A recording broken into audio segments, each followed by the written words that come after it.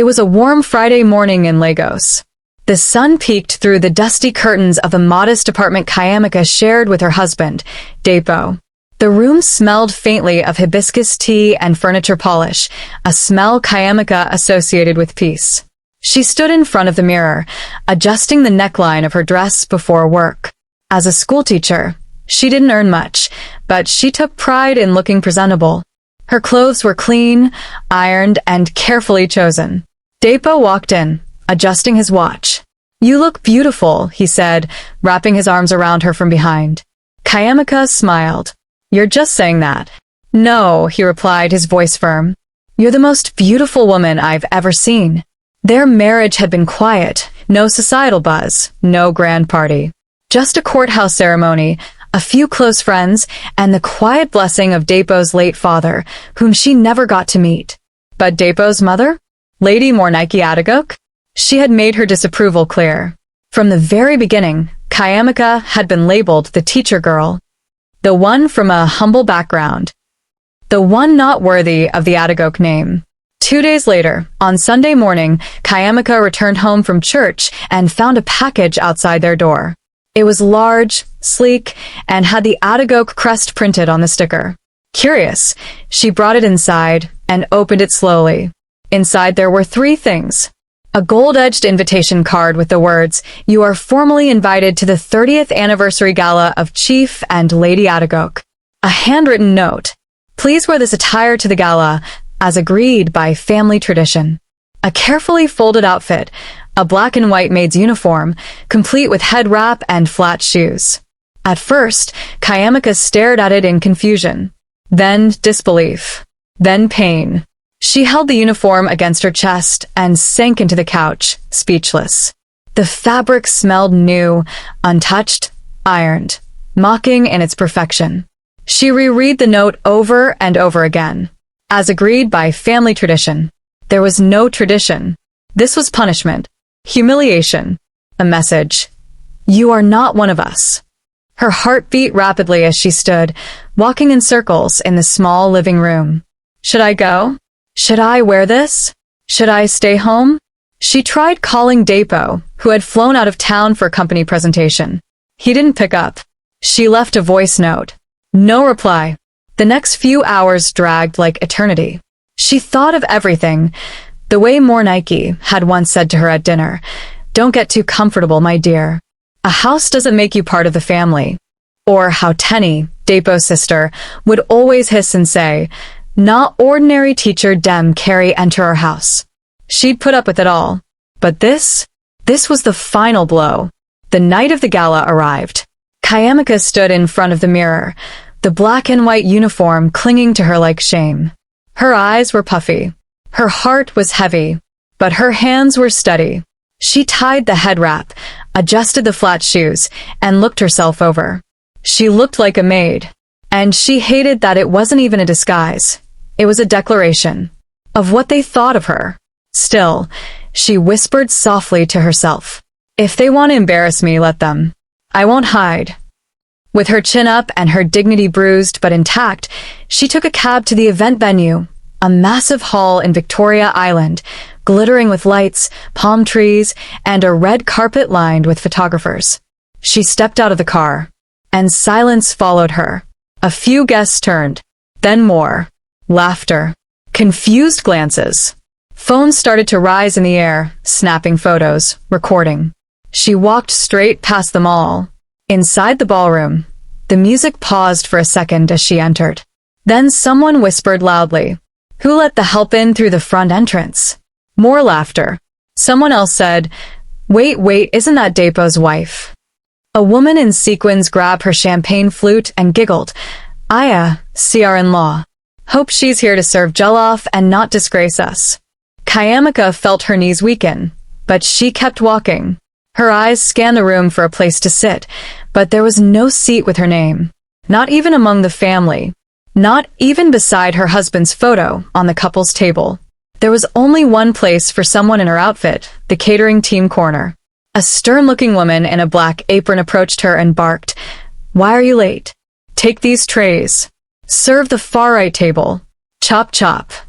Kayamika was stunned. She was about to speak, but something in her heart whispered, "Let them think what they want." She took the tray and walked. The next hour felt like years. She served drinks, collected used glasses, wiped off spilled wine, all while guests pointed, giggled, whispered. Some even mocked her to her face. "I knew she was fake," one woman said loudly. "You can take the girl out of Mushin, but you can't take Mushin out of the girl. She married up and still ended up right back where she belongs." Another chuckled. One moment, Kayamika bent to pick up a napkin, and a heel clipped her shoulder. She stumbled. People clapped like it was a performance. Phones clicked again. She stood, dusted herself, and forced a smile. Inside, she was shattered. But she wouldn't cry here. Not in front of them. Just then, as she turned to walk back to the kitchen, someone spilled red wine directly on her chest. She gasped. It was Tenny. "Oh no," Tenny gasped mockingly. "So sorry. You really should be more careful. You know, as staff, you have to be graceful." Kayamika blinked back tears, her white apron stained red. Tenny leaned closer and whispered, "Next time, don't marry up." The crowd burst into low chuckles. Some guests shook their heads. Others just watched. But one man at the far side of the hall stood in silence, observing. He had seen enough. His eyes narrowed. He placed his wine glass on the table and slowly stood. His name was Chief Obina Nwosu, billionaire, industrialist, respected globally, and the event's keynote speaker. He walked to the microphone stand in the center of the room, tapped it gently. The chatter died. The band paused, and in a calm but deep voice, he said, "Stop. No one moves." Heads turned. Guests looked around, puzzled. Phones came down. Trays froze midair. And Kayamika? She stood still, her hands shaking, her uniform soaked, her heart racing. Then Chief Nwosu said again louder, "This needs to end." The ballroom was so silent, you could hear the clink of a fork dropping on a plate. Every head turned toward Chief Obina Nwosu, who stood tall and commanding at the center of the room. Kayamika froze. Her hands trembled slightly, the stained tray still clutched to her chest. Her head wrap felt tighter. Her throat was dry. She didn't know who this man was, or why he had just stopped a hall full of Lagos, most elite people. All she knew was, for the first time that night, someone wasn't laughing at her. Chief Nwosu's voice echoed again, deeper this time. "Let's make something clear. I don't speak unless I have something important to say. Tonight, I do." Murmurs rose across the hall. The Adagok family, seated at the center table, looked confused. Lady Mornike narrowed her eyes. Tenny whispered to a cousin beside her. "Who's he talking about?" Kayamika stood motionless near the drink station, wishing she could disappear into the floor. Then Chief Obina did something no one expected. He pointed directly at her. "This woman," he said, voice unwavering. "The one in the uniform. I want to talk about her." Gasps spread. Phones rose again. Lady Mornike stiffened. Tenny's jaw dropped. Kayamika's knees buckled slightly. She took a small step back, almost like she was about to flee. But Chief Obina's voice stopped her in place. "Madam, please don't run from this. Walk here. Walk like the queen you are." She hesitated. The room waited. Then, slowly, with all eyes on her, Kayamika took one shaky step forward. Then another. Her wine-stained apron flapped slightly as she walked. Her head wrap was crooked. Her shoes squeaked. But still, she walked. When she reached the microphone, Chief Obina gently turned toward her and removed the tray from her hands. Then he placed it on the floor. He faced the crowd. "I'd like to tell you a story," he began. "There was once a girl, a teacher, Young, underpaid, overworked, living in a rented one-room flat in Suralere. She taught primary school, barely making 30,000 Nigerian nairas a month. But she always had time to help struggling kids, even when no one paid her for it." Some guests began to murmur. Kayamika's eyes widened. He was talking about her. Chief Obina continued. "One day, my only daughter, Neoma, tried to take her life. She was 11. depressed, bullied, failing in school. We had hired the best therapists money could buy, but nothing worked. Then, someone told us about a passionate schoolteacher who volunteered after school hours to help kids read. Her name was... He turned to Kayamika with a smile. Kayamika Igioma. Gasps again. A woman placed a hand on her chest. Another whispered, "Wait, she helped Chief's daughter?" Obina nodded. She didn't just teach Neoma how to read. She taught her how to laugh again. She visited her after school, listened to her, read with her, played with her. My daughter recovered not because of therapy but because of her. The crowd was stunned. Kayamika looked down, her lips quivering. She didn't ask for money. I tried. She refused. She only said, "Just promise me she'll be okay." And she left. Obina stepped forward, addressing the crowd. So you can imagine my shock when I walked into this room and saw her wearing a maid uniform, serving drinks with red wine poured on her like trash. Lady Mornike shifted uncomfortably. Obina continued. Let me ask you, is this how you treat a woman of worth? Is this how you treat someone who gave more to my daughter than money ever could? No one dared answer. Then Obina turned to Kayamika. You gave my family hope. And now, I will do something you never asked for, but have always deserved. He removed his blazer, and in front of the entire ballroom, he draped it gently over Kayamika's shoulders. Cameras flashed. Phones recorded. People gasped audibly. This woman is a national treasure, he declared. And tonight, she will not walk out of here humiliated. She will walk out as a partner in the future of this country. Tears welled in Kayamika's eyes. Her legs almost gave way, but Obina steadied her. The band began playing softly in the background. Not celebratory music, something gentle, honoring. Then Chief Obina raised his voice again. I am pledging 500 million Nigerian nairas to start the Kayamika Literacy Initiative, a foundation to build libraries and reading centers for underserved children across Nigeria. The hall erupted in applause. Guests stood. Some cried. Others cheered. Even some of the critics were now clapping. Lady Mornike's lips were pressed into a thin line. Tenny looked like she wanted to scream. But Obina wasn't done. He turned to the family table. And to the Adagok family, if this is how you treat someone who saved a child's life, then I pity your sense of value. Then he faced Kayamika again. You walked in with a tray, but you'll leave with a legacy. At that moment, the ballroom changed. A waiter came forward, respectfully offering Kayamika a clean dress coat. Two women from the audience stepped up and hugged her. Even the MC returned to the mic with a choked voice. Ladies and gentlemen, what just happened tonight will be remembered forever. Kayamika was led to the VIP table, this time as a guest of honor. The same people who laughed at her 2 hours ago now whispered, "That's her, the teacher. The miracle woman." The press flooded the internet with headlines before the night even ended. Maid uniform, millionaire heart.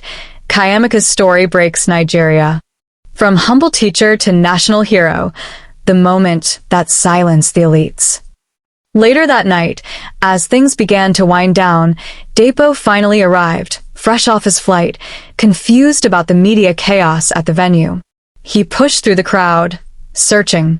When he saw his wife sitting beside Chief Obina, laughing and glowing in his blazer, his heart nearly stopped. He approached her, ashamed. "I'm sorry I wasn't here," he whispered, kneeling beside her. Kayamika looked at him gently. "It's okay," she said softly. "You would have stopped me from coming, but I needed to see it through." He nodded. "You're stronger than all of us." Chief Obina gave him a sharp look. "You're lucky to have her. Don't forget it." Depo nodded solemnly. And in that moment, under the spotlight of a ballroom that once tried to shame her, Kayamika finally smiled, not with pain, but with power.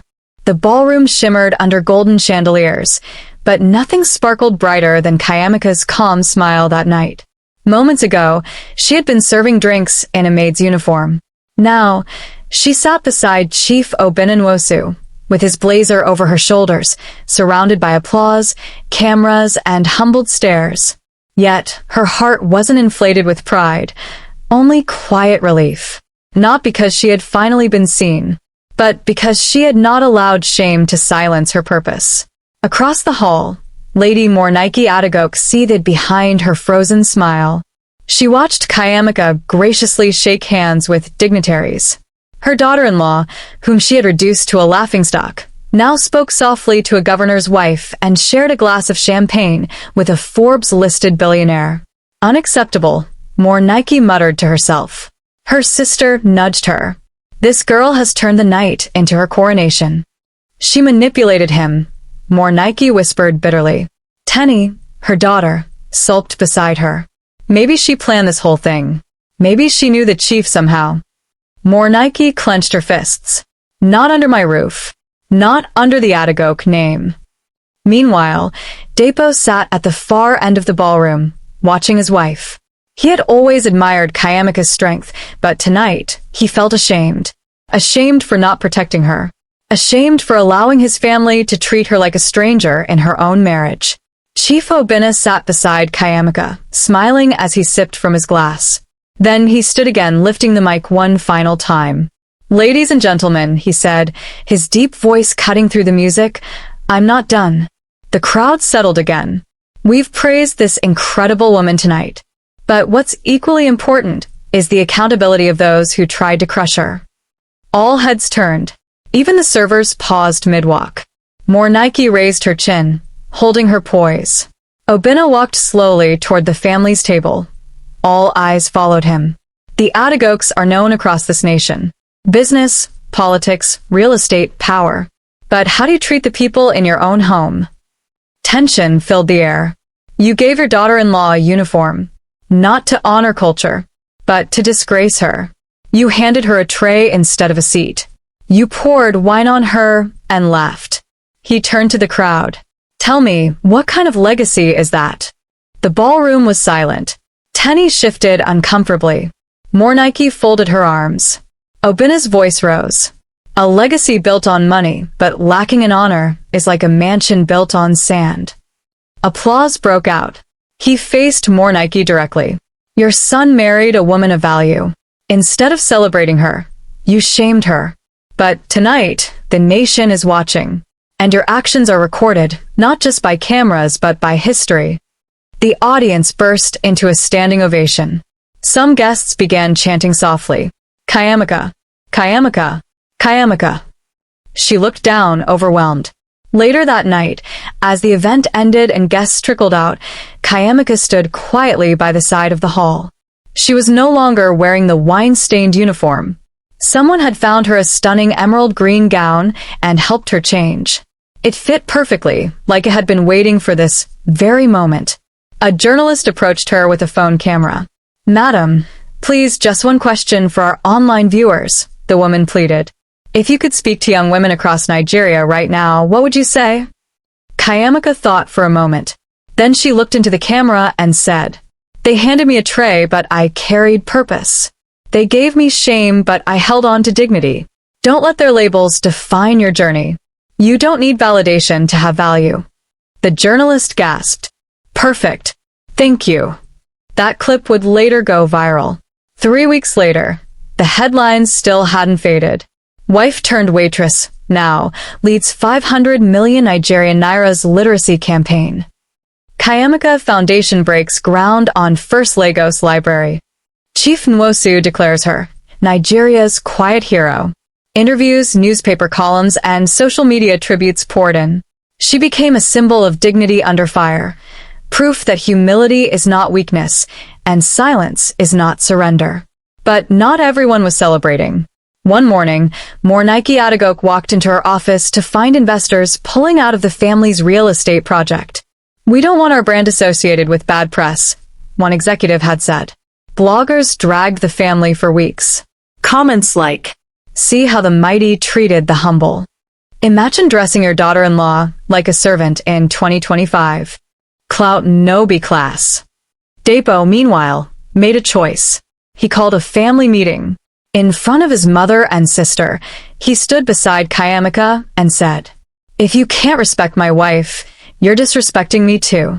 Then he added quietly, This house is hers now too. And if that's a problem, we'll build our own elsewhere.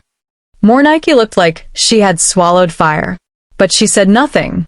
Later, when they got home, Kayamika finally let the tears fall. Depo sat beside her and held her hand. I'm so sorry, he whispered again. She shook her head. You believed me. That's enough. Then he reached into a small box and brought out something she hadn't expected. A ring, not expensive, but elegant, simple, silver. I didn't get to do this right before, he said. Let me try again. Kayamika smiled through her tears. I don't need a ring to know I'm loved, but you deserve one. He slipped it on her finger. She laughed softly. I'm still wearing the billionaire's blazer, you know. I'm just glad he saw you, Depo said. Because now the whole world does. 6 months later, a banner waved gently over a brand new building. The Kayamika Ijoma Literacy Center, in partnership with Billionaire Holdings. Children in uniform lined up at the gates, holding books and pencils. Kayamika, now dressed in a graceful Ankara gown, stood with a microphone. Parents, officials, press, all watched. She looked out across the crowd and said, Once upon a time, someone tried to shrink me with shame. But today, we expand the future with knowledge. This is not revenge. This is redemption. Applause thundered. As the camera zoomed out, Depo stood behind her, proud. And Chief Obina stood to the side, smiling like a father watching his own daughter rise. They gave her a maid's outfit to humiliate her. But the world gave her a microphone, and she used it to change lives. The end. Please subscribe, like, comment, and share for more interesting stories.